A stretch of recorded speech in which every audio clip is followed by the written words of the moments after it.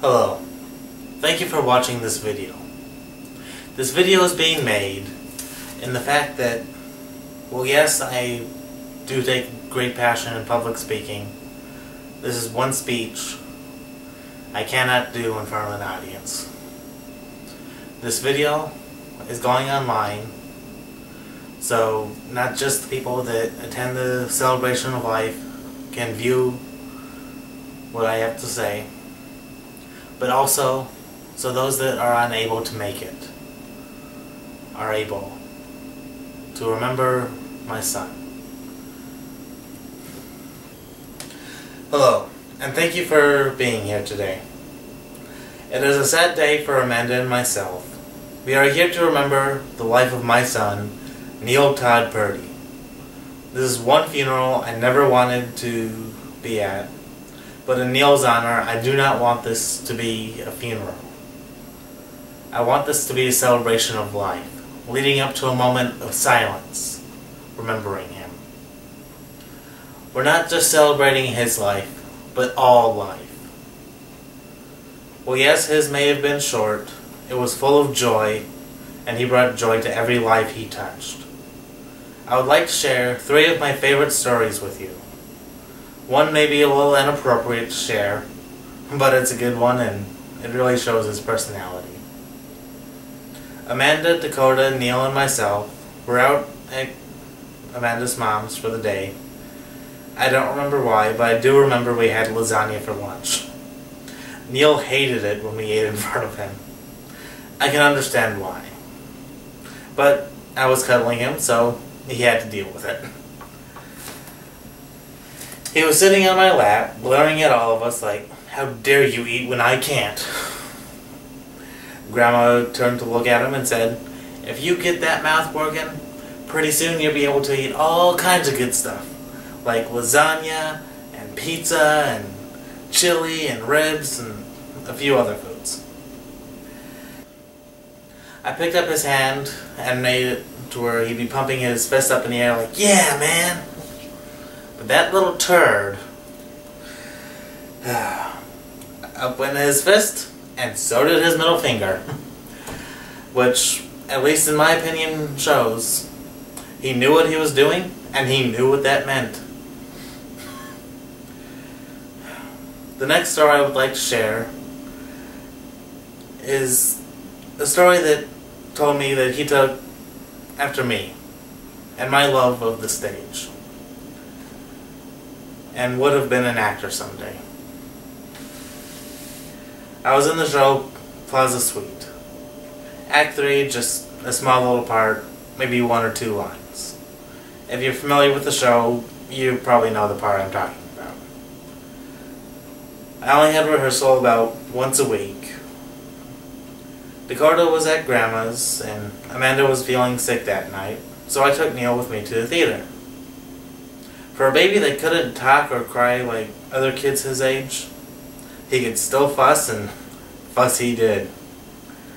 In the green room, in the house, and even backstage when waiting for my cue to come up. I kid you not, as soon as I stepped on stage to do my part, Neil in my arms, he stopped fussing, got all bright-eyed, and was content until my lines were delivered and I went to step off stage. As soon as we got off stage, he started fussing again.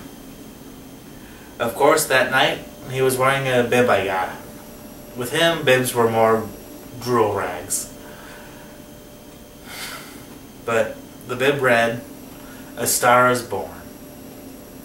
And I still do believe that he would have one day gotten up on stage with me.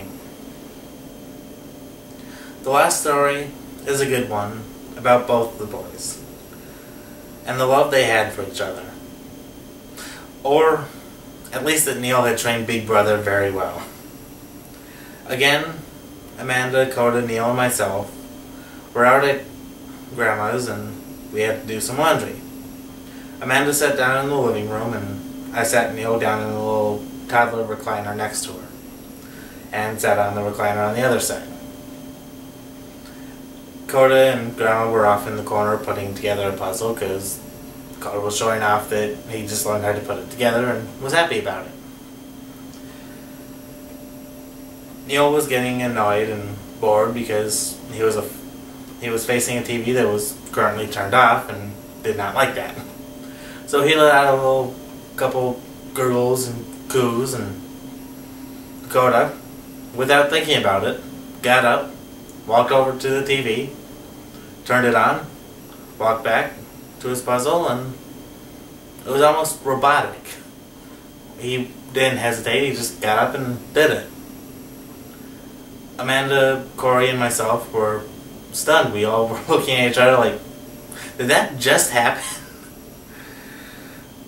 Coda was a good big brother and looked out for Neil. They truly did love each other and were great brothers. I would like to end with some symbolism that we have found along the way. We fully believe to this day that Neil's spirit guide was that of a fox, for many reasons, including that while in Davos we saw at least 3 of which. One was right in town, crossing the street in the afternoon. There's a lot of stories about fox sightings with Neil, but I'm keeping them short.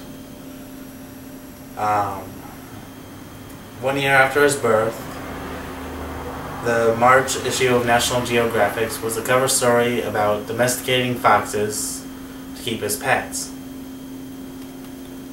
Just little ironic twists that jump out at us.